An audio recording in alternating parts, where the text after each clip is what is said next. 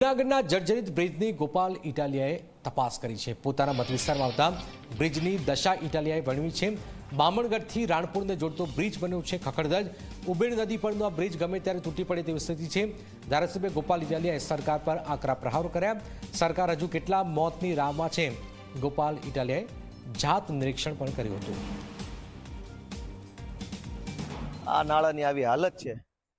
ભાજપની સરકારમાં આત્મા જાગે, સરકારનો આત્મા જાગે, ભાજપના નેતાનો આત્મા જાગે, ભાજપના મંત્રીઓનો આત્મા જાગે એવી હું આશા રાખું છું। આ ભાજપની સરકાર કેટલા મોતની રાહ જોઈ રહી છે, કેટલા લોકો જ્યારે બલિદાન આપશે, કેટલા લોકોનો મોત થશે પછી ભાજપની સરકારનો આત્મા જાગશે। ક્યારેક તો વહેલા જાગો, ક્યારેક તો સમયસર જાગો, ક્યારેક તો આંખ ખોલો। દર વખતે માણસ મરે, પરિવારનો માળો વિખાઈ જાય, લોકો હતપ્રભ થઈ જાય, લોકો આઘાતમાં સરી જાય, હોહા થઈ જાય, પછી જ જાગવાનું।